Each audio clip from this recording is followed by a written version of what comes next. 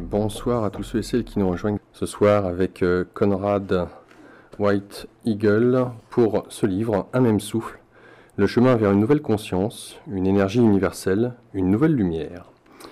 Un livre auto-édité. Avant de recevoir pleinement Conrad pour cette émission, un petit préambule. Je m'adresse ici à l'humanité, à chaque personne sans distinction de classe sociale, de religion, de couleur de peau, de pays ou d'appartenance tribale. Que tu sois pauvre ou riche, ouvrier, chef d'entreprise, industriel, politicien, que tu sois dans une réalité simplement matérielle ou que tu aies déjà fait un chemin spirituel, tu es concerné.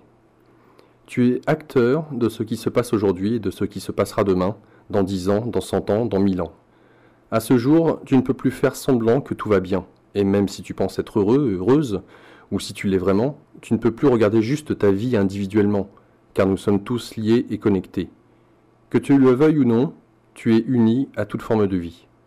Tu es relié aussi, d'une façon plus spirituelle, aux éléments, aux autres dimensions et aux esprits de la Terre, car il y a en toi une contrepartie non physique qui est en lien avec ces dimensions des mondes du non visible.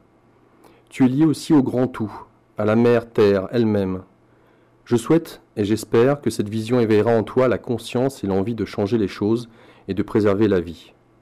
Ce message que je te délivre aujourd'hui avec le cœur est à mon sens un espoir par lequel je désire sincèrement et humblement éveiller, réveiller ce qu'il y a de bon dans ton cœur et ton esprit, afin que tu prennes conscience que chaque être humain vit dans une ère nouvelle de grands changements. Dans celle-ci, chaque infime pensée, émotion, geste, acte qui est fait est essentiel et décisif pour le devenir de la mère Terre et tout ce qu'elle porte. Il n'est pas encore trop tard. Conrad, bonsoir à toi. Bonsoir Laurent. Comment est-ce que ça va? Ça va très bien, merci. Je te remercie de me recevoir une fois de plus dans ton émission. Eh bien, c'est un plaisir aussi de t'accueillir dans le cadre de cette émission pour parler de ce livre. Conrad, juste au préalable, je ne sais pas dans quelle mesure tu peux augmenter peut-être le volume de ton micro, ce qui évitera pour moi de monter trop le fond du retour que j'ai. Ok, est-ce que c'est mieux comme ça? Ah, c'est beaucoup mieux, je te remercie. Comme les auditeurs ont pu l'entendre, ce livre est pour moi en tout cas un hymne à la vie, un amour que tu as souhaité faire partager à travers la vision que tu as de toi, de la vie elle-même, du grand tout, de la mère Terre, avec tout ce qui la compose, les différentes parties que nous sommes de ce grand corps cosmique, et en même temps de pouvoir éveiller, réveiller à travers tes propos, ta vision, eh bien ceux qui seraient encore, et même encore maintenant, pour tout à chacun, puisque c'est un livre qui nourrit de toute façon, eh bien nous permettre de continuer à avancer, de prendre un peu de hauteur, et nous faire voir qui nous sommes et l'importance de nos actes. Tu abordes le livre avec une petite introduction que je n'ai pas lue, mais c'est pourquoi je vais te le demander. Comme les auditeurs ont pu le constater, tu commences par le tutoiement. Pourquoi ? À mon sens, c'est important. Je m'adresse vraiment à chaque personne. Il n'y a pas juste le livre, il n'y a pas juste les pages, il y a un esprit à travers ça. Et c'est important que l'énergie du livre fasse le chemin dans l'esprit de chacun. Donc c'est pour ça que j'ai employé le tutoiement. C'est à mon sens quelque chose de beaucoup plus intime, de beaucoup plus sincère. Et cela concerne vraiment le lecteur qui a le livre entre les mains. Pourquoi ce livre, Conrad? Est-ce que tu as mis longtemps pour l'écrire? Comment est-ce que ça s'est précisé dans ton esprit pour l'écrire? Alors, la naissance de ce livre a une très belle histoire. C'est que, en réalité, bon, j'ai mis 3 ans à le concrétiser, à le faire naître, mais ce livre est vraiment né lorsque je faisais des méditations. J'étais aux États-Unis et je faisais des méditations. Et un jour, j'ai reçu quelques messages. Ces messages, je les ai notés. Et les jours qui ont suivi, les semaines qui ont suivi, j'ai continué à recevoir des messages très clairs pour l'humanité. Et on m'a demandé de transmettre ces messages. On m'a demandé de les transmettre à ma manière, bien sûr, du mieux que je puisse le faire et avec sincérité. Donc j'ai essayé de transmettre ces messages justement avec cette vérité-là. On m'a fait comprendre aussi que j'avais une certaine connaissance à transmettre et que je devais partager cette connaissance avec ceux qui souhaitent la partager. Et donc voilà, j'ai eu l'idée d'écrire ce livre suite aux messages qui m'ont été transmis. Est-ce qu'il y avait le sentiment pour toi d'une urgence? Et si je te pose la question, c'est que en filigrane du livre, quelque part, on sent une paix intérieure, certes, mais en même temps, tes propos sont parfois durs envers ce que l'être humain est. Oui. Et en même temps, il y a une grande lucidité. Hein. Il ne s'agit pas d'un jugement de ta part, mais en tout cas, les mots sont forts et peut-être est-ce là le signe de ta part, car je t'ai déjà reçu dans le cadre d'une émission avec Laila Del Monte, et je pense que les auditeurs ont pu sentir la douceur qui émane chez toi de l'aspect, on va dire, paisible qui est de ta personne. Et donc, pour revenir à ce livre et de l'impact et la puissance des mots et de la manière dont tu as ciblé des problématiques, est-ce qu'il y a pour toi un sentiment d'urgence? Oui, à mon sens, il y a un sens. Si l'être humain veut sauver ce qu'il y a encore à sauver, parce qu'il reste encore du merveilleux sur Terre, malgré tout ce qui se passe, il reste du merveilleux. Et l'être humain en lui-même est merveilleux. Mais à mon sens, chacun doit comprendre que si on veut aller vers ce changement de monde, que tout le monde parle, tout le monde attend, on a parlé de fin du monde, on a parlé de changement, de bouleversement, mais à mon sens, il faut que chacun comprenne que le changement du monde, il commence à l'intérieur de soi. Donc il n'est plus question de juste de dire il se passe ça ou il se passe ça, il est question de le faire avec des messages on va dire, de sérénité qui ne concernent que ceux qui veulent les entendre. Mais ce message concerne vraiment tout le monde. Le changement du monde commence par l'intérieur de soi, par une prise de conscience que nous sommes vraiment tous reliés et non pas des individus qui marchent sur un chemin individuel avec une petite vie et un petit chemin banal. Tout le monde est relié, tout le monde est lié. Les énergies, par une énergie universelle, par un amour universel aussi. Et c'est pour ça que maintenant, il y a urgence que l'être humain comprenne ça, qu'il ouvre vraiment sa conscience de qui il est. Est-ce que tu penses que ce livre a été difficile à accoucher pour toi? Si je te pose cette question, c'est que tu es un homme relativement discret. Lorsque tu parles, tes mots sont choisis, sont posés. Et par contre, le mettre en forme sur papier, c'est un autre exercice. Et vu ce livre qui fait plus de 100 pages, il fait 300. Donc voilà, il y a du contenu, aussi bien dans la forme que dans l'essence. Donc est-ce qu'il a été difficile pour toi de faire ce chemin de 3 ans? Oui. Ça a été très difficile, d'autant plus que j'ai pris cela comme une vraie responsabilité. Chaque mot a été pesé, chaque mot a été écrit avec le cœur, bien sûr, mais pour moi, ça a été une énorme responsabilité que de pouvoir transmettre clairement les messages que j'ai reçus et de les transmettre avec une certaine qui touche le cœur et l'esprit de chacun. Donc oui, ça a été très difficile. J'ai mis très longtemps à me questionner sur le sens réel que pouvait interpréter le lecteur à travers ce livre. Et j'ai pris ça vraiment comme une grosse responsabilité. Et une question qui en vient sur l'aspect factuel des éléments que tu mets en perspective dans le livre. Je ne sais pas dans quelle mesure tu t'informes, à quelle source tu t'abreuves. On pourrait penser que de par ce que tu fais, de l'accompagnement dans la communication avec les animaux, avec les humains, avec certains rites sacrés que tu perpétues, avec tes voyages, on pourrait penser que finalement les problèmes de ce monde sont plus ou moins loin de ton univers. Et pourtant, tu mets dans le livre beaucoup d'éléments qui nous font, enfin en tout cas pour moi, ont été révélateurs que que tu t'informais, que tu avais bien conscience des problématiques, et à tout niveau d'ailleurs.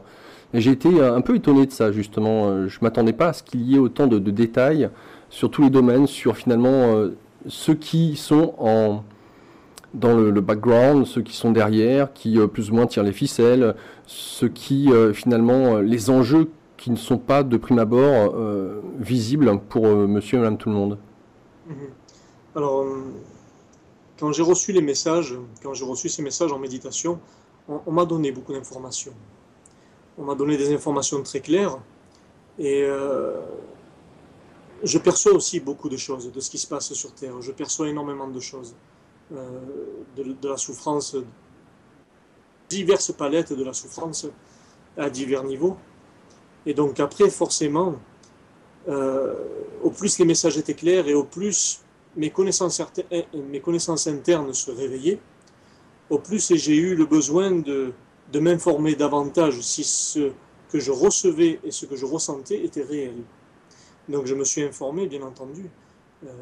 Il y a des tas de sources d'informations, des tas de supports où on peut vraiment concrétiser certaines choses pour voir si euh, ce que on reçoit est réel.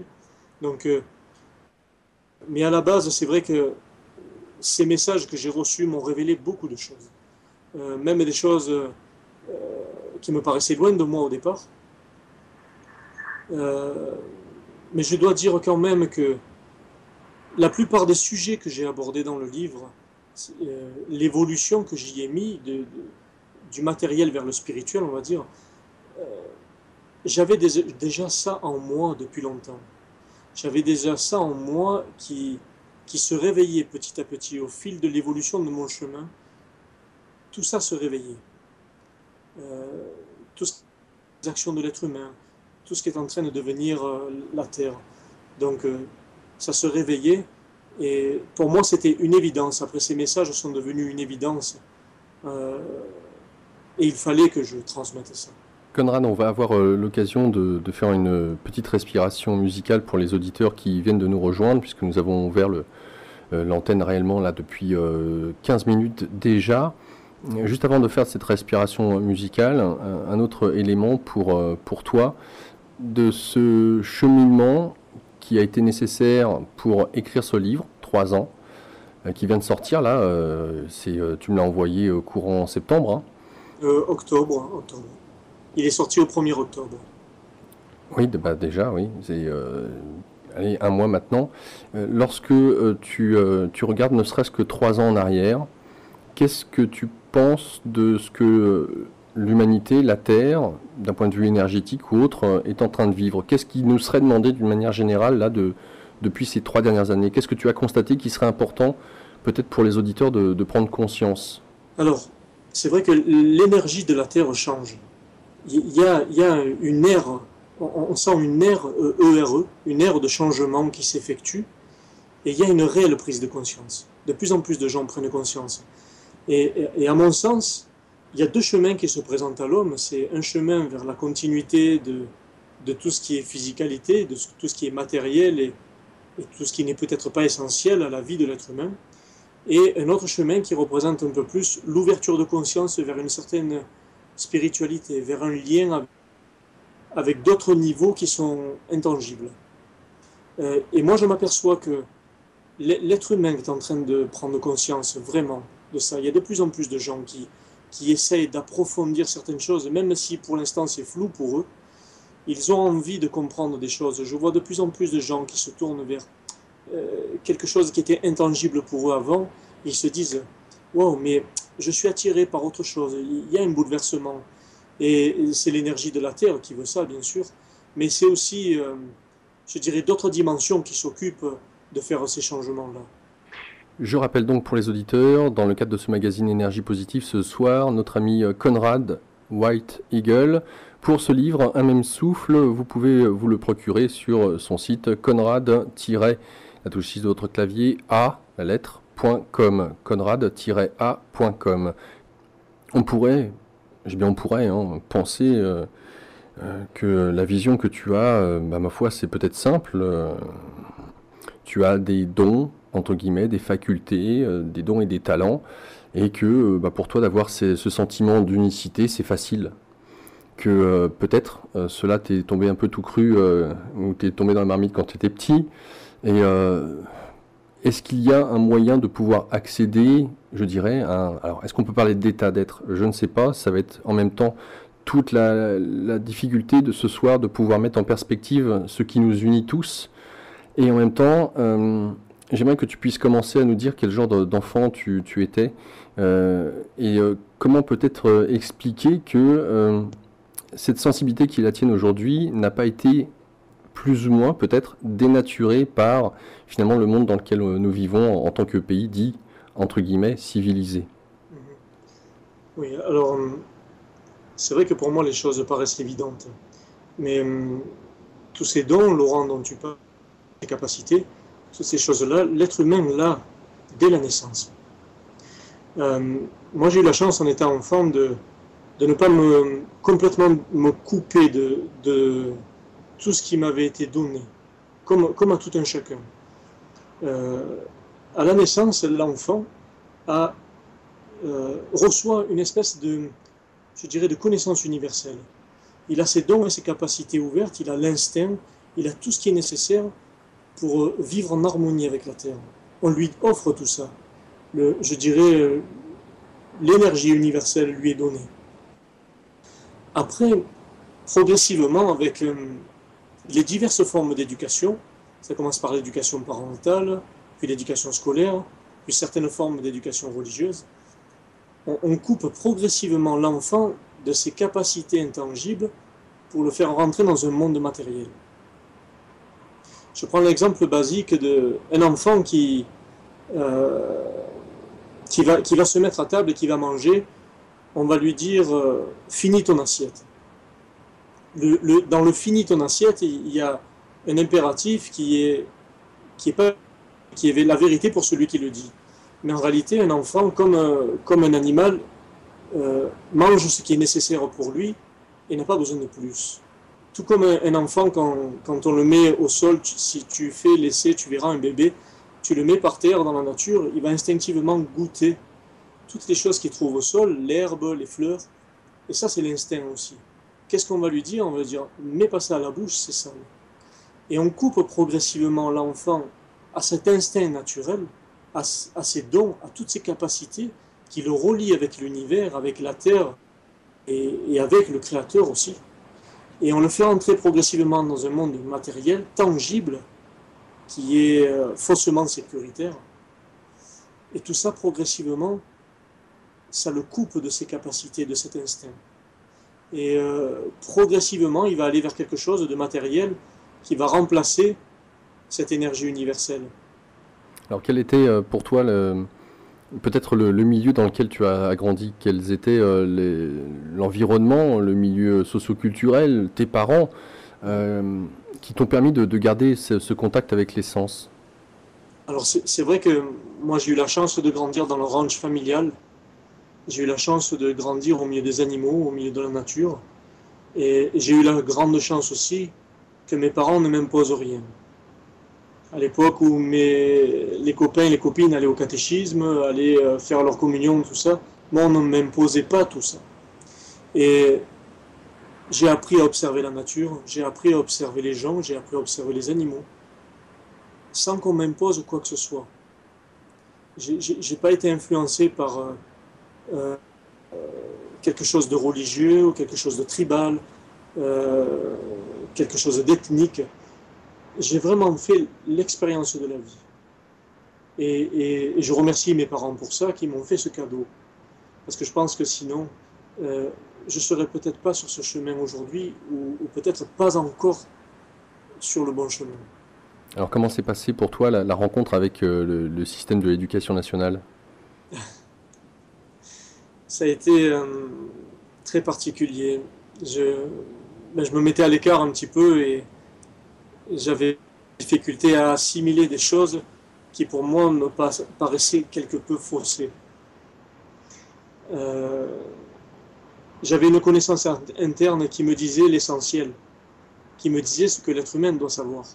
Et à côté de ça, on nous inculquait des valeurs matérielles. Et,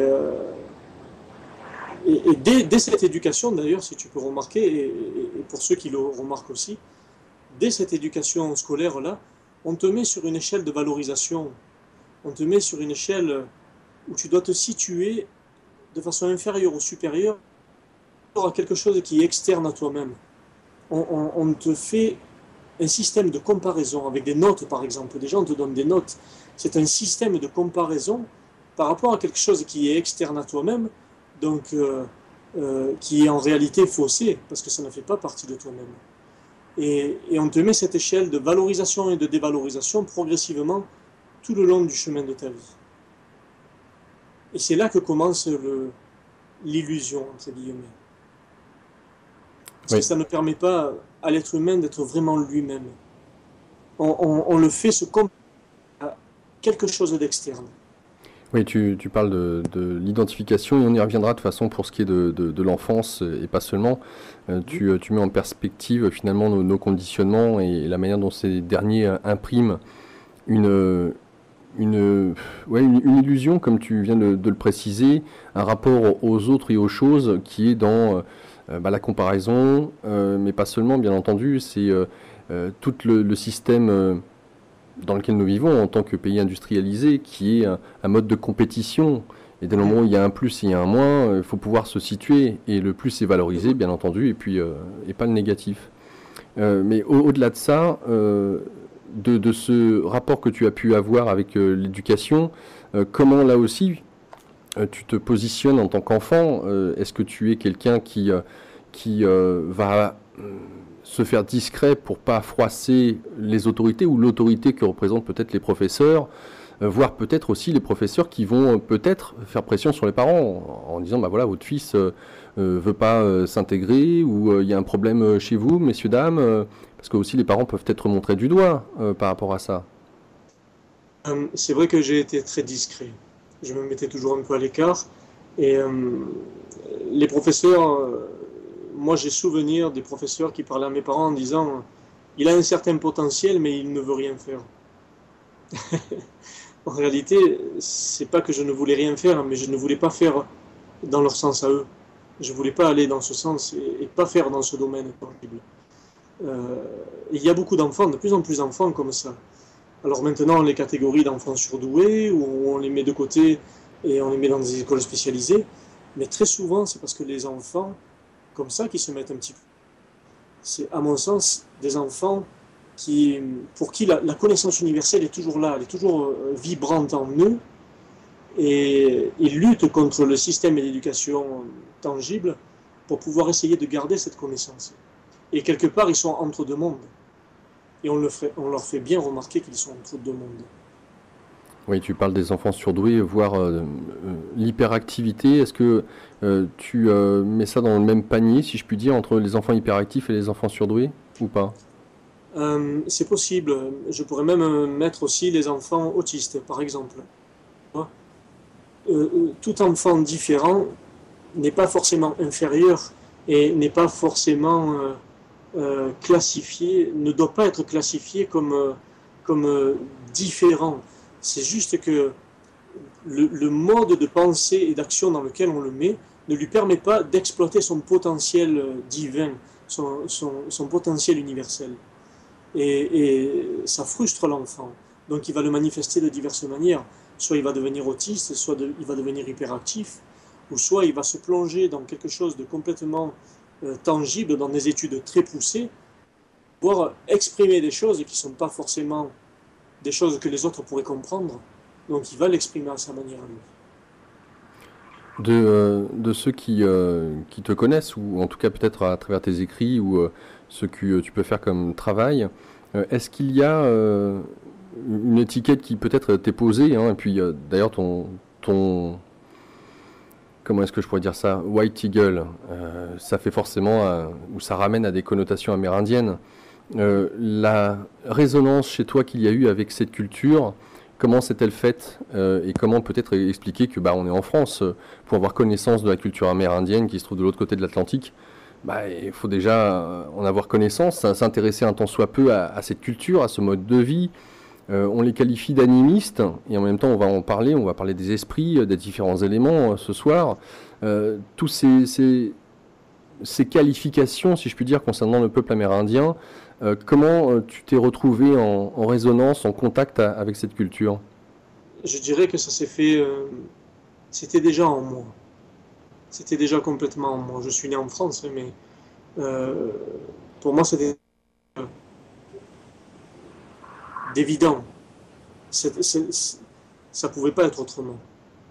Et le nom White Eagle m'a été donné, m'a été transmis lors d'une méditation, m'a été transmis par d'autres dimensions lors d'une méditation. Donc pour moi, ça a été une évidence que ça devait être ainsi. Tu vois. Après, euh, en réalité, l'étiquette n'a pas d'importance. Que ce soit de n'importe quelle appartenance tribale ou religieuse, appartenance ethnique. À mon sens, ces étiquettes-là, tu fais partie de tel peuple, de telle religion, tout ça, ça enferme encore les gens dans des petites boîtes. Ça enferme les gens et ça les limite. Alors que le message est universel. Le message touche tout le monde. Et, et c'est ça que je veux faire ressortir en priorité. C'est ça que je veux mettre en avant. C'est ce message universel où il n'y a plus d'étiquette et il n'y a plus de limite. Autant j'entends très bien le désir que tu as de vouloir mettre en perspective l'unité de toute chose et non pas la séparabilité ou la division, et en même temps, pour expliquer finalement ton discours de ton livre et de la manière dont tu peux regarder le vivant, forcément tu parles à travers ton filtre qui est de la culture ou de l'amour que tu peux avoir pour la culture amérindienne. Et la culture amérindienne avait déjà, et tu en parles régulièrement tout au long, hein, tu parles des peuples premiers et de tous ces sages ou ces tribus ou ces ethnies qui, à travers le monde, sont restées dans cette connexion, cette liaison naturelle, spirituelle avec ce grand tout. Alors, elles ont des points communs, bien évidemment, et ce qui les relie, c'est ce fameux grand tout où on voit la vie partout. Est-ce que du côté intellectuel qu'on peut en avoir, c'est-à-dire que j'imagine que bon nombre d'auditeurs qui sont là et à nous écouter ont eu l'occasion de mettre le nez dans des livres concernant ces cultures de ces peuples premiers.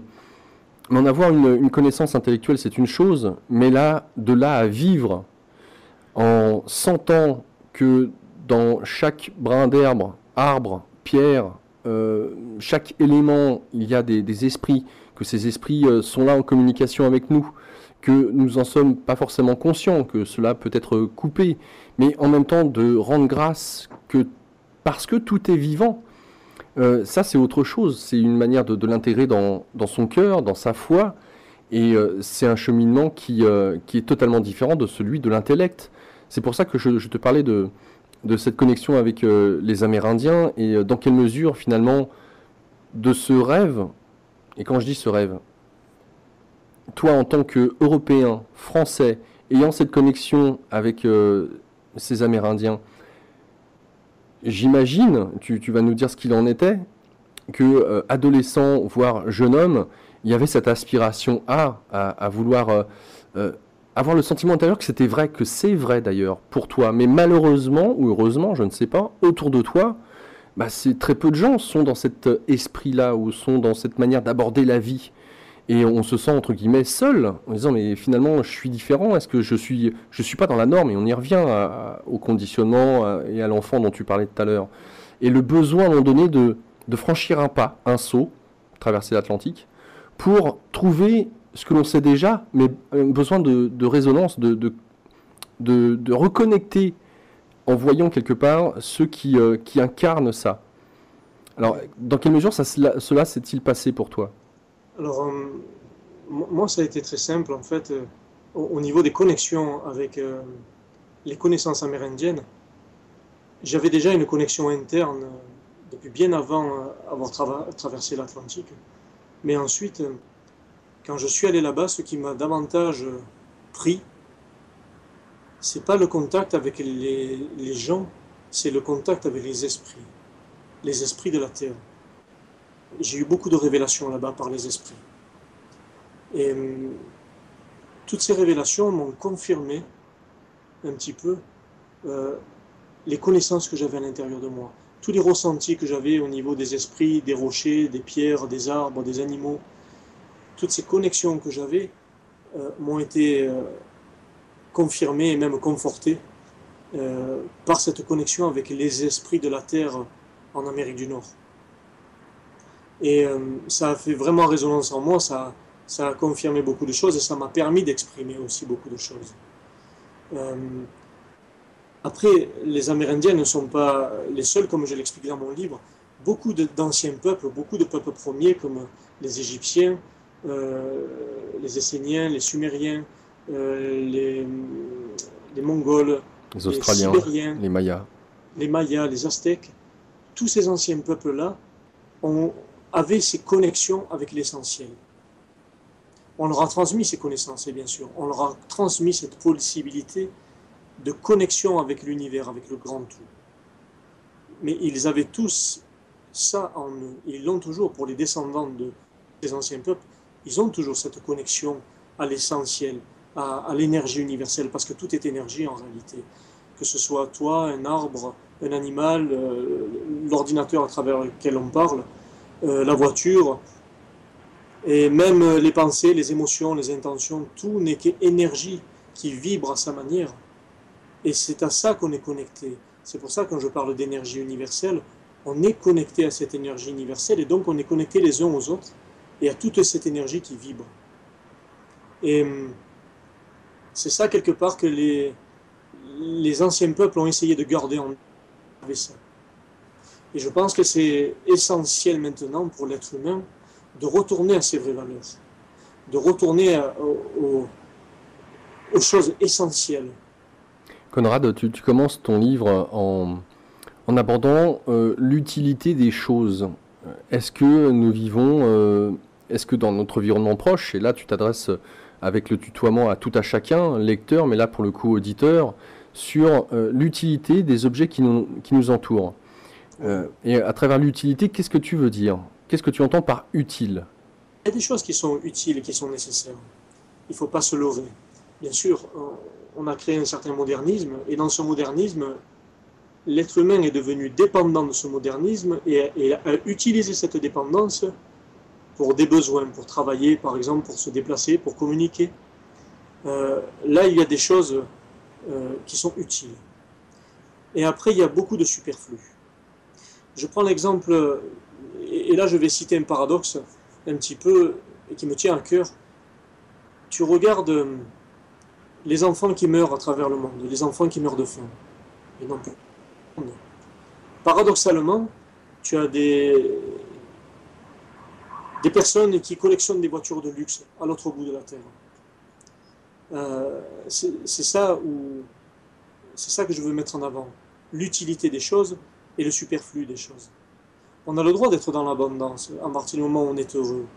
Mais à partir du moment où il y a une certaine abondance qui n'est plus nécessaire. Et en tout cas, si l'abondance est là vraiment pour chacun, elle doit être partagée.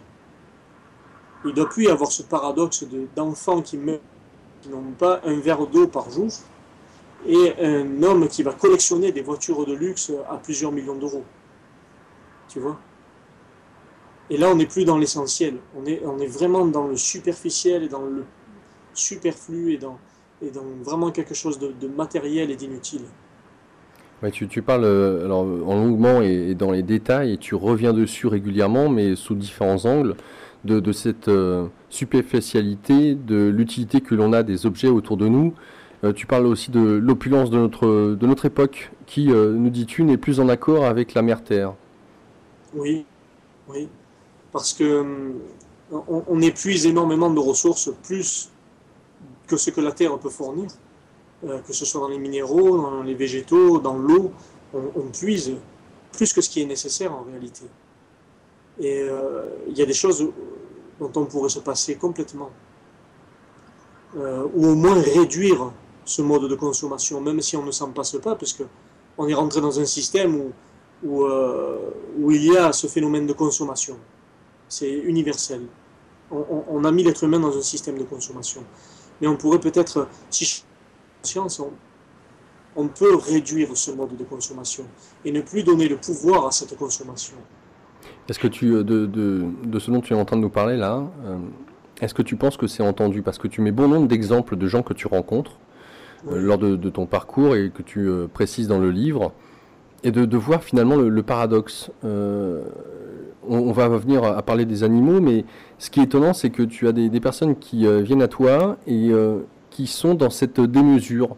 Alors que ce soit par rapport à leur nourriture, que ce soit par rapport à leur rapport aux animaux, que cela soit par leur rapport à la nature, et notamment aux objets. Et ce qui me frappe le plus, c'est que quand ils viennent, quand tu vis l'expérience avec ces personnes-là, elles t'en parlent comme si c'était une évidence pour elles. Et le regard qu'elles portent sur elles-mêmes une fois que tu t'es exprimé auprès d'elles, c'est un sentiment comme s'il y a un voile qui se déchirait. Comme s'il y avait une prise de conscience qui était dure. Et en même temps, on peut se poser la question, mais comment est-ce que tu as pu faire pour ne pas prendre conscience plus tôt? Parce que c'était devant tes yeux et c'est énorme. Je prends l'exemple que j'ai trouvé énorme de ce chasseur qui est très fortuné et qui t'invite dans sa maison et qui te montre toutes les têtes des différents gibiers au mur. Et là, tu lui sors un... Alors, je te laisse nous raconter l'histoire. Je pense que c'est très révélateur de ce dont je parle là, à l'instant. Oui, j'ai capté que tu allais me parler de ça un petit peu. Oui, j'ai été appelé par un monsieur une fois qui était un riche industriel et tout était bien pour lui, tout était abondant et il était très bien. Et je suis rentré dans sa maison et partout il y avait des animaux empaillés, des cadavres d'animaux partout, des peaux, des têtes, des animaux entiers. Et forcément j'ai été choqué par ça. Et lui, il avait l'air d'être dans un monde normal. Pour lui, c'était une banalité, ça faisait partie de son mode de vie, de pouvoir chasser pour avoir des trophées. Et je lui ai expliqué un petit peu que ces animaux avaient donné leur vie pour lui, juste parce qu'il avait besoin de trophées. Et quelque part, en fait, il avait besoin de valorisation.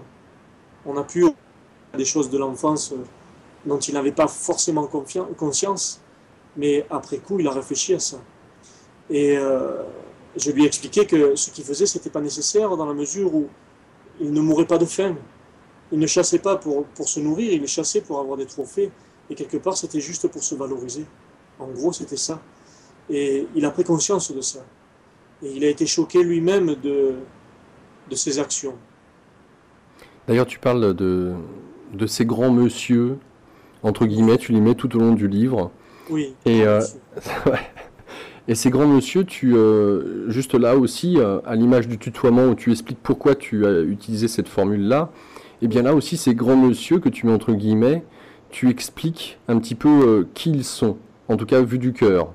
Oui, vu du cœur, parce que c'est vrai qu'on parle des grands messieurs, je dénonce beaucoup de choses dans le livre aussi, mais je dis que dans l'absolu, ces grands messieurs qui ont ces pouvoirs-là autant de construire que de détruire, de décider, de manipuler. Et finalement, à mon sens, peut-être que c'est que ces grands messieurs sont des gens en souffrance, peut-être qu'ils n'ont pas eu les valeurs quand ils étaient enfants, peut-être qu'on ne leur a pas montré ce qu'était l'amour, et la seule façon de se valoriser, eux, c'est de réussir dans le business, dans les affaires, dans des choses où on va les remarquer d'une certaine manière. Et c'est leur façon à eux de dire j'existe, je suis là. C'est pas la bonne manière de demander de l'amour, mais quelque part ils demandent de l'amour aussi, peut-être. Je dis peut-être parce que c'est pas une vérité absolue pour tout le monde, pour tous les grands messieurs, mais en tout cas c'est comme ça que je le vois. Peut-être que ces grands messieurs ont des valeurs matérielles qu'on leur a inculquées, posées, et parce que dans leur famille c'était uniquement les valeurs matérielles qui prédominaient, et que eux, ils ont pris ça comme référence pour se faire aimer, mais ils n'ont pas les vraies valeurs de l'amour. C'est pour ça que j'emploie le terme grand messieurs, mais j'explique au début du livre qu'il ne faut pas avoir de haine envers ces hommes. Par contre, on peut faire changer les choses, on peut faire changer les actions. La haine ne sert à rien dans l'absolu. On va parler de la nourriture et la manière dont cette dernière est très importante pour nous. Et je vais te citer. Tout ce que tu donnes au corps et qui lui fait du bien, fait aussi du bien à l'esprit. Car toute nourriture physique est aussi indirectement nourriture pour l'esprit. Si le corps est bien, alors l'esprit s'y sent bien. Si l'esprit est bien, alors il a envie d'être présent avec le corps. Si les deux sont en harmonie, alors tu trouves le bien-être, la paix et l'équilibre. Si tu trouves cela, alors tu trouves l'harmonie avec le grand tout. Lorsque tu atteins cela, alors ta vision de la vie devient plus spirituelle.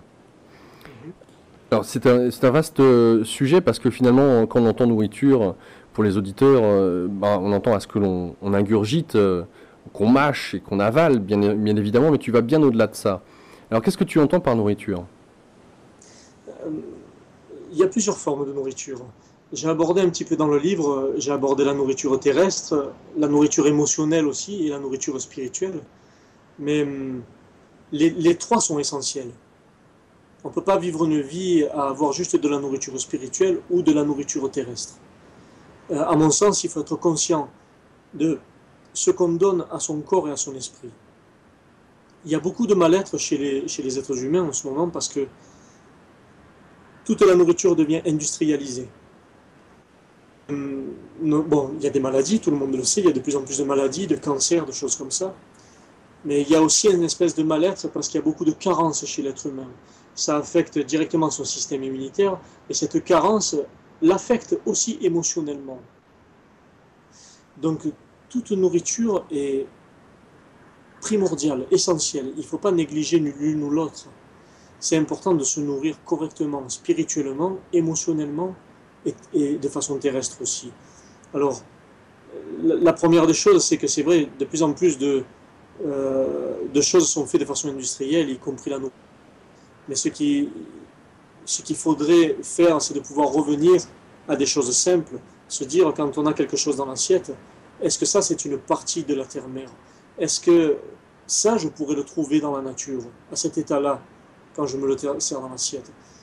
Parce que ce que tu te mets dans l'assiette, en réalité, c'est une partie de la terre-mère, mais au plus ça se rapproche de ce que tu trouves dans la nature, au plus ça te donne l'énergie et la vibration de la nature, et donc de la terre. Et de l'endroit où tu vis aussi. Tu parles de la proximité des aliments que l'on consomme. Complètement, oui. Donc, cette harmonie-là, elle commence par être bienveillant envers son corps. Parce que si le corps est bien nourri, ça permet d'avoir, je dirais, un système immunitaire très haut, mais aussi des émotions très hautes. Quand quelqu'un a des carences, ça baisse le système immunitaire et ça baisse les émotions aussi. Ça fait rentrer dans des émotions négatives, dans le doute de soi, dans la déprime, dans la sous-estime. Par contre, quand on mange des choses saines, vraiment, ça met dans la vibration positive, ça met dans la vibration de la terre. Alors de ceux qui t'écoutent pourraient dire, bon, ok, on entend bien, Conrad, tes propos, mais de manger sainement, comme tu le dis, c'est aller dans les magasins bio, et puis ça coûte cher aussi. Manger sainement pour soi, pour notre famille, ça coûte cher. Donc là aussi, dans quelle mesure est-ce que, peut-être, à l'image de ce dont on a parlé, est-ce que c'est utile? Donc comment pouvoir manger de bonne qualité, mais en même temps... On pourrait dire c'est la crise, on peut trouver toutes les excuses possibles, imaginables. Comment toi-même tu fais, comment tu pratiques? Alors moi déjà je me dis que c'est vrai que bon, le bio est cher pour l'instant. Mais si tout le monde consomme du bio, si tout être humain demande à se nourrir avec du bio, forcément ça changera la donne, ça changera les façons de penser des industriels. Ils seront obligés d'y venir aussi si l'être humain veut ça. C'est obligatoire. Et forcément, ça coûtera moins cher, puisque ça sera produit de façon plus grande, à une échelle mondiale. Ensuite, moi je dis, chacun peut faire un petit quelque chose chez lui, même si vous avez un appartement, même si vous avez juste une petite fenêtre. Il y a des légumes qui résistent très bien à la vie en appartement dans un pot, des tomates, des courgettes, des petits légumes qui sont très résistants. Chacun peut se faire un petit plaisir, un petit cadeau, cultiver chez lui un petit pot avec des légumes de saison et pouvoir avoir le plaisir de se nourrir de ce qu'il a fait pousser. Ça, c'est un énorme cadeau. Ensuite, je dis que à mon sens, l'être humain mange trop. Euh, Maintenant, on a un mode de consommation rapide. Il suffit de voir dans les familles, le soir, tout le monde se met devant la télé, et devant les informations d'abord. Et quand tu te mets devant la télé, dans les informations, ça te fait rentrer dans certaines émotions. D'accord? Tu regardes les informations, par exemple, ça te fait rentrer dans certaines émotions négatives, dans du ressentiment, dans de la peine, de la tristesse, de la douleur, bref. Et ces émotions, l'être humain les comble avec la nourriture. Donc, quand tu vas mettre quelque chose de lourd à regarder à la télé, tu vas même pas avoir conscience de ce que tu manges et de la quantité nécessaire à ton corps. Moi, je dis que si on prend conscience de ce qu'on mange vraiment, qu'on crée une espèce d'espace de sérénité, au moins au moment du repas, et de manger les choses en conscience, tu peux voir que tu vas peut-être manger juste un tiers de ce que tu te sers habituellement. Parce que c'est fait en conscience. Et le corps n'a pas vraiment besoin de tout. Et en même temps, tu fais une comparaison avec les peuples premiers, encore une fois, et ce qui nous amène à avoir un regard autre sur notre propre consommation de la nourriture. Tu parles des Inuits ou du peuple hawaïen, par exemple. Oui. Oui, je parle, parce que je parle des anciens peuples qui chassent encore avec ces modes-là. Par exemple, les Inuits, qui descendent sous la banquise, qui cassent des blocs de glace et qui vont dans les failles de la banquise pour aller chercher des moules, par exemple, quand il y a un certain équinoxe et qu'il y a la marée basse. C'est essentiel pour leur survie d'avoir ces nutriments-là, et ils risquent leur vie pour ça. Je prends l'exemple de certains chasseurs sur les îles hawaïennes, sur l'archipel d'Hawaï, et les chasseurs vont chasser encore des sangliers qui font plus de 100 kilos, et ils vont les tout à la lance ou à l'arc, parce que les armes sont interdites là-bas. Et c'est une noble façon de chasser. Et ils chassent pour manger, pour se nourrir. Et forcément, ils remercient ce qu'ils mangent. Sans aller à l'extrême, puisqu'il y a un mode de consommation qui est établi maintenant, mais au moins quand vous avez quelque chose dans l'assiette, il faut savoir que ce soit un animal ou un légume, c'est une vibration, c'est une énergie, c'est un esprit. L'animal n'est pas différent d'un esprit aussi dans le légume, c'est une plante. Donc à mon sens, il faut remercier au moins remercier ce qui est dans l'assiette. L'action de remercier permet d'être en paix avec ce que l'on mange. Tu fais référence d'ailleurs, pour ce qui est de la nourriture et dans le fait de chasser, parce que il faut, et tu le mets là aussi en perspective dans ton livre, sur ce que coûte d'élever du bétail, la quantité de céréales, d'eau pour de la viande qui sera elle-même exportée à l'autre bout du monde. Et d'un autre côté, tu ne juges pas ceux qui mangent de la viande. Tu donnes l'exemple, comme tu viens de le faire, avec le peuple hawaïen ou les Inuits. Et en même temps, dans quelle mesure est-ce que, pour toi, il est important ou pas de peut-être s'orienter vers, et j'entends de la part des auditeurs, vers le végétarisme ou autre d'ailleurs? Alors, moi je dis dans l'absolu, il n'y a pas de vérité là, que c'est meilleur de manger des végétaux que des animaux. Il faut manger selon ses besoins et il faut écouter son corps. Il y a une espèce de phénomène de mode en ce moment où les gens deviennent végétariens par effet de mode, beaucoup par effet de mode. Mais parce que bon, ils respectent les animaux, c'est bien de respecter les animaux, mais un animal, comme je viens de le dire, est pareil à un végétal. Il y a un esprit aussi dans le végétal. Donc, si on veut tout respecter, tout esprit, vraiment, si tout esprit est respecté, on ne mange plus rien. Donc, il faut vraiment manger selon ses besoins. Moi, j'ai vu des gens qui devenaient végétariens et qui, malheureusement, avaient beaucoup de carences. Donc, il était nécessaire pour eux de revenir vers, de temps en temps, de la nourriture comme du poisson, des œufs, des choses comme ça. Il faut le faire avec intelligence. Il ne faut pas tomber malade pour dire « Ok, je deviens végétarien par conviction ou par effet de mode ». Il faut vraiment faire ce dont le corps a besoin. Et ça, je dis, chacun est différent et chacun doit savoir ce qui est bon pour lui.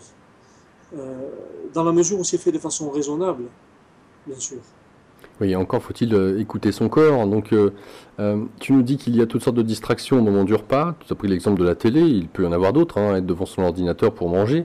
Et, euh, et donc de ne pas prendre conscience de ce que l'on mange, ce qui fait que généralement on mange mal, vite, et on prend peut-être plus en grande quantité, alors que si on avait pris conscience de ce qu'on était en train de manger, qu'on s'était vraiment attablé, eh bien on aurait mangé moins en quantité. Tu fais aussi référence de l'importance de la nourriture et de la manière de remercier, comme tu l'as dit. Tu parles des esprits. Tout est énergie, tout est esprit, tout est conscience dans ce cas-là. Et en même temps, comment... alors, ça peut être un cercle vicieux, c'est-à-dire qu'on peut aller loin. On se dit, bah oui, mais alors finalement, j'en viendrais peut-être à arrêter de manger et puis de faire souvent la diète. Alors, est-ce que la diète, c'est bon? Là aussi, tu vas peut-être nous dire, il faut écouter son corps. Et en même temps, dans quelle mesure est-ce que je peux faire en sorte de juger ce qui est bon pour moi si je n'arrive pas à écouter mon corps? Et qu'est-ce que ça veut dire écouter son corps? Déjà, il faut savoir s'observer. S'observer, c'est-à-dire, quand je suis dans un certain état émotionnel, je me dis, qu'est-ce qui se passe? Est-ce que j'ai été contrarié par quelque chose? Ou est-ce que quelque chose m'a affecté? Ou est-ce que tout simplement, j'ai des carences en nutriments, en minéraux, en végétaux?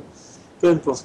Il faut vraiment pouvoir s'écouter, être conscient de chaque déséquilibre physique ou émotionnel même, et se poser la bonne question, de dire pourquoi il m'arrive ça, pourquoi j'ai ce déséquilibre-là, physique ou émotionnel. Et ça, c'est à la portée de tout le monde si on prend le temps. C'est vrai que la société veut tout le temps nous mettre dans une espèce de productivité qui fait que tout va vite. Et on ne prend plus le temps pour rien, à part d'être en activité. Mais il faut prendre le temps, c'est essentiel, c'est nécessaire, je dis.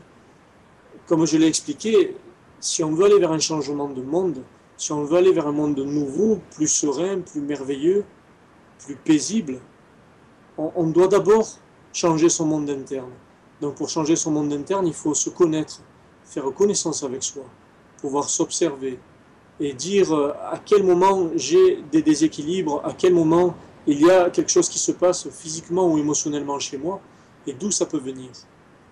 Il y a des choses où le corps réagit très bien. Quand il y a des carences en nutriments, le corps réagit très bien et nous le montre de diverses manières.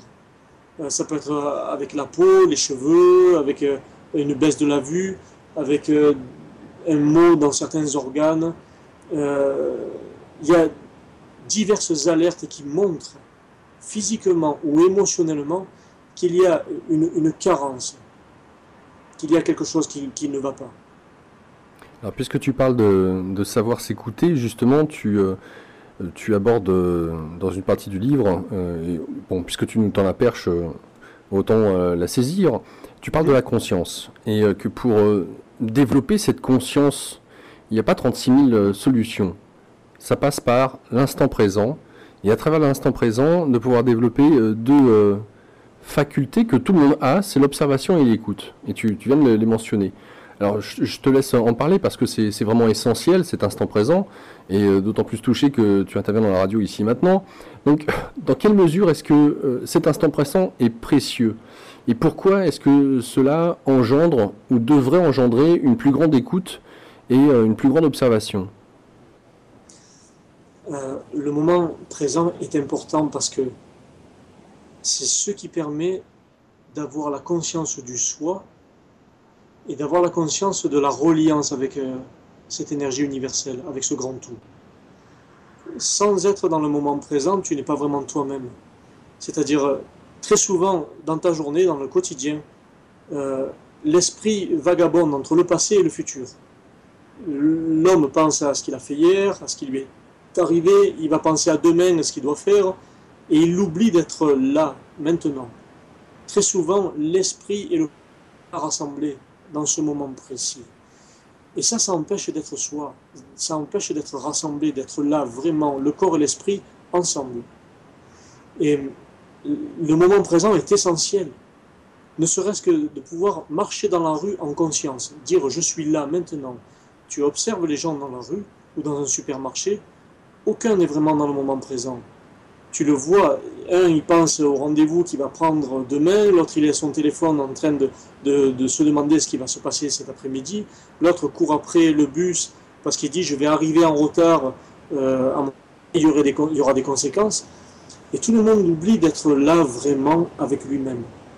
Le corps et l'esprit sont dissociés, je dirais. Et c'est un perpétuel voyage entre hier et demain. L'esprit fait ça en permanence. Et c'est essentiel d'être dans le moment présent pour être conscient du soi, pour être là, incarné dans le qui je suis, maintenant, ma reliance avec l'univers, avec les arbres, avec les animaux, avec l'autre, et ma reliance avec moi-même. Ce moment présent est essentiel. On peut passer toute une vie à ne pas être dans le moment présent, et donc toute une vie à passer à côté de soi. Parce qu'on court après quelque chose, ou parce qu'on est plongé dans le passé. Et c'est d'après toi pour cela qu'on surconsomme, qu'on est dans une certaine forme de futilité, superficialité, et qu'on cherche à remplir un vide Oui, qui est soit dans le futur, soit issu du passé? oui, bien sûr. On comble des vides avec des choses matérielles parce que l'être humain a tendance à penser que ça lui donne une certaine sécurité. Ça le... Et il oublie d'être lui-même, il fait des tas d'actions. Demain, je serai heureux parce que j'aurai une belle maison. Demain, je serai heureux parce que j'aurai une belle voiture. Demain, j'aurai peut-être une meilleure situation professionnelle. Dans le passé, ma famille m'a dit qu'à 30 ans, je devais avoir des enfants. Alors à 30 ans, j'aurai des enfants. C'est des fausses sécurités. C'est des sécurités tangibles, mais qui ne mènent pas l'être humain vers qui il est vraiment. Et pourtant, c'est peut-être utile de se poser ces questions de ce qu'on veut faire pour plus tard, avoir sa retraite, sa maison, sa voiture, c'est avoir des rêves. Et peut-être que pour certains, des rêves, sans pour autant aller à l'autre bout du monde, ça peut être juste avoir une belle voiture, par exemple.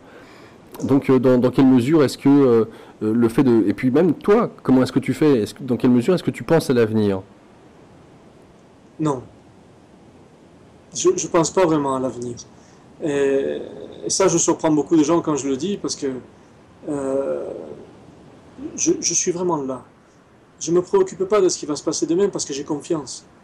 J'ai confiance en la guidance qui est donnée à chacun. J'ai confiance au Créateur, au grand tout, à Dieu, à ces formes de guidance-là. Et je me dis, pourquoi me préoccuper de ce qui va se passer demain? Il y a déjà tellement de choses à vivre aujourd'hui. Donc je les vis aujourd'hui. J'essaye de vivre aujourd'hui euh, tout le temps qui m'est donné aujourd'hui. Donc demain, pour l'instant, ça n'existe pas. Par contre, demain, il existe par tes pensées, tes émotions et tes intentions. C'est-à-dire? C'est-à-dire que si par exemple tu te préoccupes de demain, dire waouh, demain, je ne sais pas qu'est-ce qui va m'arriver, j'ai peur, je vais mon travail ou je ne vais pas avoir assez d'argent, tout ça. Cette pensée qui est reliée à demain, elle te met dans certaines émotions. Cette émotion-là, c'est aussi de l'énergie. Cette énergie, elle va se propager de toi, mais cette énergie, elle n'a pas de temps ni d'espace, contrairement à ton corps physique, qui a un temps et un espace, qui a des limites. Cette énergie de ton émotion n'a pas de temps ni d'espace, elle n'a pas de limite. Donc cette énergie va se diffuser au-delà de toi, elle va se propager à demain.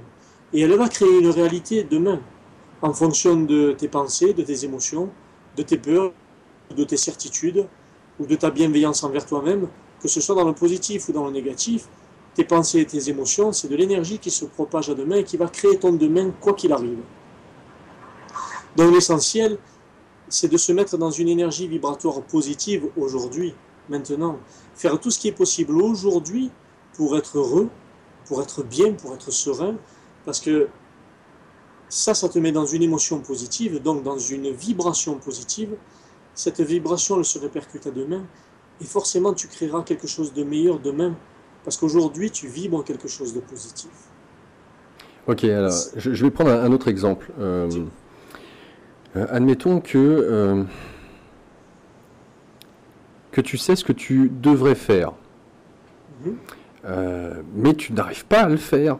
Là, dans l'instant présent, tu le sais, tu as très bien conscience, au même titre que cet industriel qui élève des poulets en batterie et qui t'avoue devant toi, hein, il dit, bah oui, je sais, hein, c'est de la mauvaise qualité, je ne respecte pas les animaux et d'ailleurs, je n'en donnerai pas à manger à ma famille. Et pourtant, bah, voilà, il faut que quelque part je puisse vivre. Donc, avoir conscience d'un problème, mais de ne pas passer à l'action.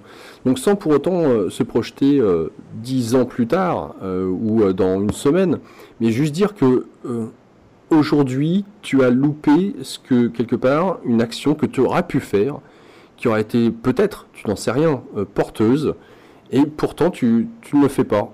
Tu es là un peu en stand-by, comme pétri par une sorte de peur de passer à l'action. Peur, pourquoi?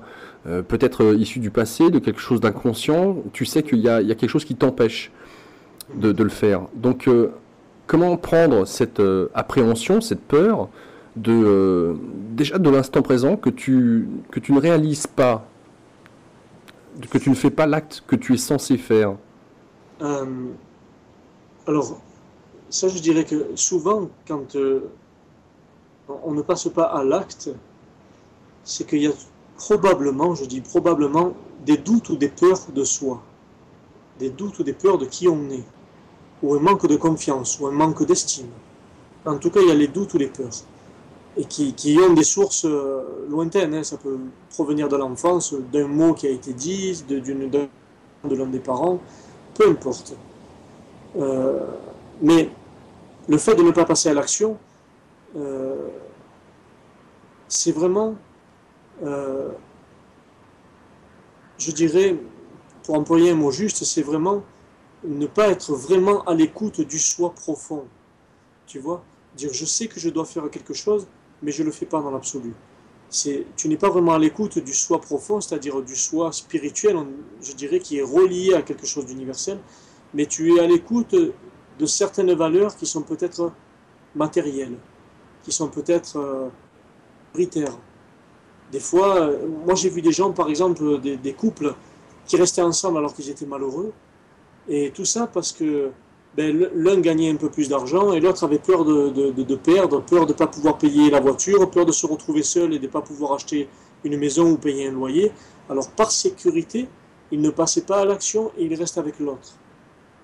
Parce que ces sécurités matérielles le confortent quelque part au-delà de tout et il s'oublie, l'être humain s'oublie quelque part, il oublie l'amour de lui-même dans ce manque d'action qui vient du cœur, de l'esprit et de quelque chose de plus universel. Tu vois, l'être humain s'oublie. Et d'ailleurs, l'être humain progressivement a remplacé les valeurs de l'amour par des biens matériels. De plus en plus de gens se penchent sur des choses matérielles. Moi, j'ai entendu des gens dire je ne peux pas rester seul parce que j'ai peur de ne pas payer mon loyer, j'ai peur de ne pas payer ma voiture, j'ai peur de ne pas payer mes crédits. Alors, je me suis mis avec telle personne. Et alors qu'au départ, chez les peuples anciens, il a été enseigné le vrai amour, l'amour universel, l'amour qui relie les hommes. La vie moderne, la civilisation telle qu'elle est aujourd'hui, a fait que l'homme a remplacé cet amour universel par des choses matérielles. C'est des sécurités, des sécurités certes qui sont illusoires, mais des sécurités qui confortent l'être humain. Tu vois, on oublie de faire parler le cœur, on oublie de dire je veux être heureux en priorité. Je ne vais pas me préoccuper de si je suis seul, je ne vais peut-être pas payer mon loyer, je ne vais peut-être pas payer mes factures, mais au moins je vais être heureux. Et ça, on revient à l'amour de soi. En ce moment, dans cette civilisation moderne, dans cette évolution qui va trop vite, a remplacé l'amour universel par beaucoup de valeurs matérielles. Et c'est dommage. Il faudrait pouvoir revenir à cet amour universel, à cet amour de soi qui est lié avec l'amour du divin. Tu mentionnes donc de l'importance de l'instant présent pour développer l'écoute, comme je le disais tout à l'heure. Enfin, pour toi, il y a deux éléments qui sont importants, qui sont l'écoute. Alors, on commence par l'écoute. Qu'est-ce que savoir écouter pour toi? Savoir écouter, c'est faire connaissance avec soi. d'abord, en priorité. C'est de dire, par exemple, la journée commence et de dire quelle vibration j'émane aujourd'hui. Est-ce que je suis dans un état positif, dans un état négatif? Si je suis dans une vibration positive, eh bien, qu'est-ce qui m'a fait du bien pour que je sois dans une vibration positive? Et pareil, quand tu es dans une vibration négative, dans des émotions négatives dans la journée, dire qu'est-ce qui a fait que je suis dans une vibration négative, dans une émotion négative. Donc, pouvoir faire connaissance avec soi, c'est de dire, ok, ça me convient, ça ne me convient pas. Dire ça, je l'éloigne de moi parce que ça m'amène une vibration négative. Donc, je ne suis pas obligé de le subir. J'en prends conscience que je suis dans une vibration négative parce que la vie, elle est faite de défis aussi. La vie, elle est faite de mauvaises choses. Il n'y a pas que des belles choses qui se passent dans la vie. Mais de dire, ok, il y a quelque chose qui m'a traversé là.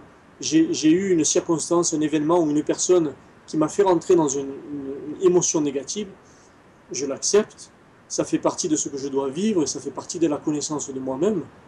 Mais je ne vais pas la transporter avec. Je ne vais pas y rester les deux pieds dedans. Je vais faire en sorte de faire une action pour transformer mon état émotionnel et quoi qu'il arrive, rester dans quelque chose de positif.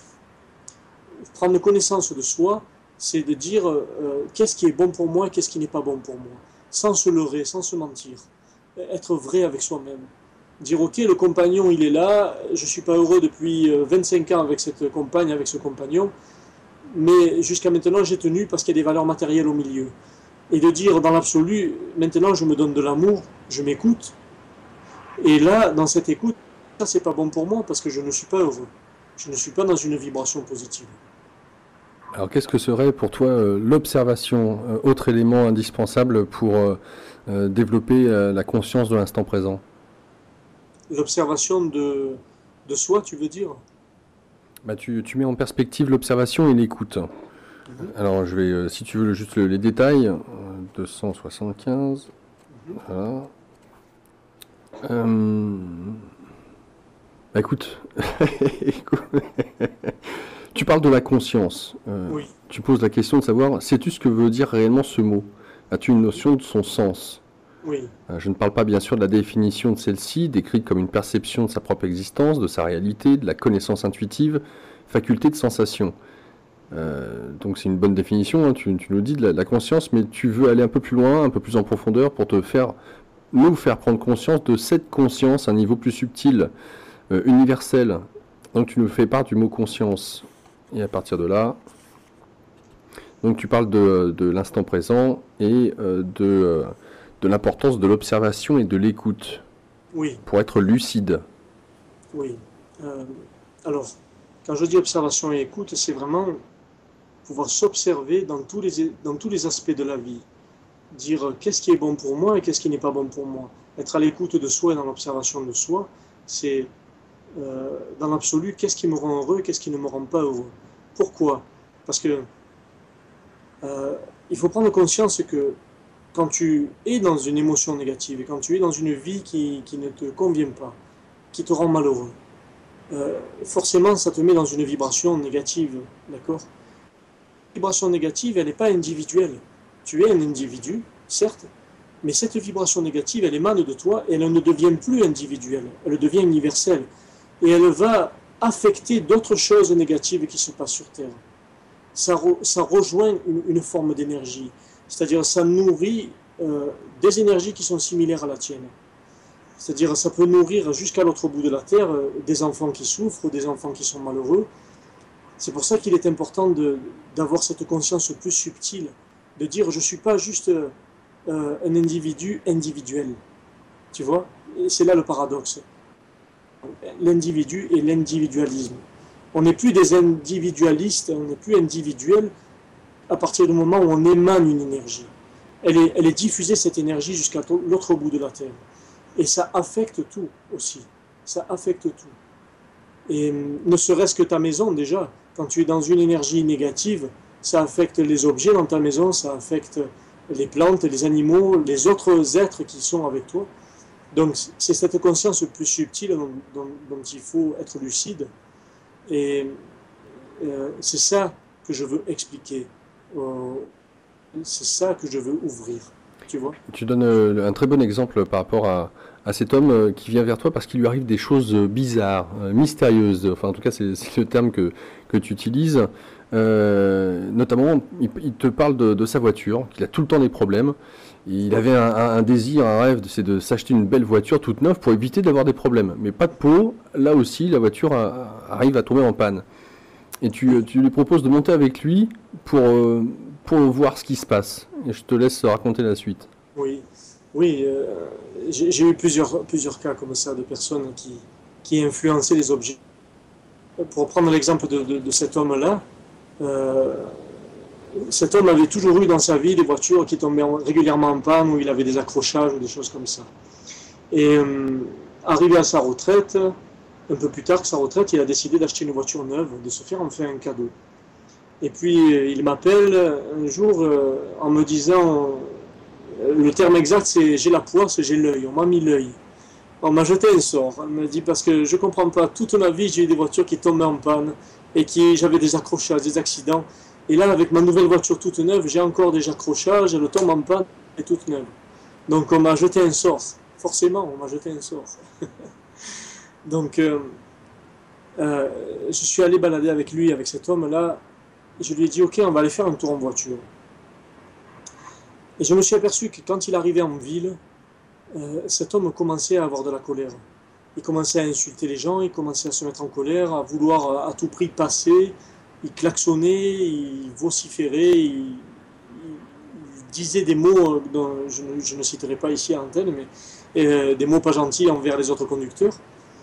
Donc je lui ai dit, ok, on va se garer dans un premier temps. Après, une fois qu'il s'est un petit peu calmé, on est rentré et je lui ai expliqué certaines choses. Je lui ai expliqué qu'en réalité, il avait eu dans son enfance un gros choc, c'est-à-dire que son père l'avait beaucoup dévalorisé. Il l'avait dénigré, dévalorisé, il ne lui avait pas donné d'amour. Il l'avait fait sentir être un moins que rien. Et il avait gardé cette profonde blessure, l'enfant avait gardé cette profonde blessure. Et de fait, quand il arrivait dans un milieu où il y avait du monde, il avait peur de ne pas s'affirmer.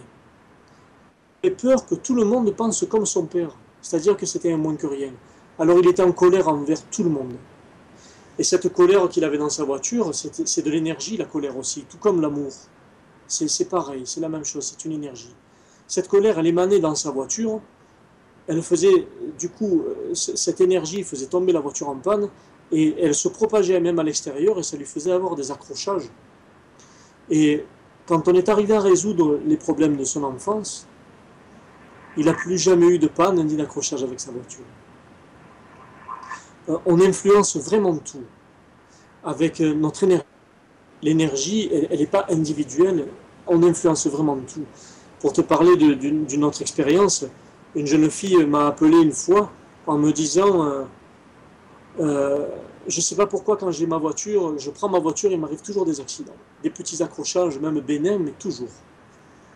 Alors je lui dis, mais avant de prendre ta voiture, qu'est-ce qui se passe? Elle me dit, je suis dans une grosse peur. Je ne sais pas pourquoi. On a fait un petit travail dans son esprit et j'ai vu que quand elle était enfant, elle avait eu un grave accident en voiture. Elle était toute petite. Mais les émotions liées à l'accident sont restées dans son subconscient. Et de ce fait, chaque fois qu'elle prenait sa voiture, inconsciemment, ses émotions se réveillaient. Les émotions de la petite fille se réveillaient. Elle avait peur. Donc les émotions de la peur, c'est de l'énergie aussi. Et ça émanait d'elle et elle créait des accidents comme ça. Et une fois que le problème a été résolu, il n'y a plus eu d'accident. Donc avec les pensées et les émotions, qui sont de l'énergie, même si c'est intangible, on crée toute une réalité autour de nous. Et ce dont tu parles est d'autant plus intéressant que tu mets en perspective que dès le moment où on est dans cet instant présent, on a beaucoup plus de recul finalement et on est dans une observation avec, je dirais un peu plus avec une hauteur. On n'est plus le nez collé contre la peinture. On arrive à voir un ensemble du tableau, d'être beaucoup plus justement à voir les tenants et les aboutissants qui nous font ou qui nous amènent telle ou telle réaction. Le fait d'être dans cet instant présent, d'être à l'écoute de ce qui vient, à l'écoute de ce qui traverse notre corps, permet de sentir, peut-être pour la suite intellectualiser, parce que finalement les réponses tu en donnes avec le verbe, tu expliques, mais en même temps tu perçois, j'allais dire, les influences de ce qui se passe intérieurement, des émotions qui sont générées et qui peuvent justifier le fait qu'on impacte, comme tu viens de le dire, la matière, et que dans ce sens-là, absolument tout, nos émotions impactent notre environnement, que ce soit les autres, bien évidemment, mais en même temps les objets. D'ailleurs, dans cette conscience-là, tu parles de l'importance du partage. Et dès le moment où on partage, là aussi, la présence à cet instant présent est capitale pour, on va dire peut-être, c'est toi qui vas nous l'expliquer, saisir l'essence de ce qui se dit ou de ce qui ne se dit pas d'ailleurs. Oui, oui. L'importance du partage. Là aussi, l'être humain maintenant, il vit dans une vie tellement rapide, tellement productive, entre guillemets, qu'il oublie les moments de partage, ne serait-ce qu'avec sa famille, par exemple. Tu vois, il n'y a plus de communication qui se fait. L'être humain est absorbé par cette vie qui va trop vite. Et pourtant, ce moment de partage, il est essentiel.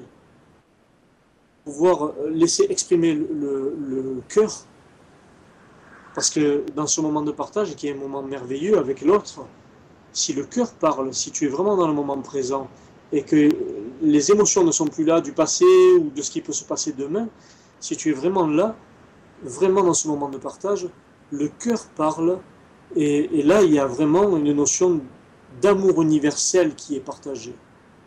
Il n'y a plus une notion du petit moi. Tu vois, le petit moi qui souffre de ce qui s'est passé hier ou de ce qui risque de se passer demain. Le petit moi n'existe plus. Il y a la contrepartie non physique du moi qui est liée à l'énergie universelle et qui s'exprime dans ce moment présent, dans ce partage-là. Tu vois? Et là, c'est quelque chose de merveilleux. Si chacun faisait l'effort, au moins, je ne sais pas moi, peut-être 15 minutes par jour, de pouvoir être dans un vrai partage dans le moment présent, avec sa famille, avec l'être qu'il aime, avec ses enfants, avec le voisin, avec peu importe, mais être vraiment dans ce partage-là, dans le moment présent, tu vois. Conrad White Eagle pour ce livre, Un même souffle. Pour pouvoir se procurer ce livre, vous allez sur son site internet www.conrad, conrad-a, la lettre, .com, conrad-a.com.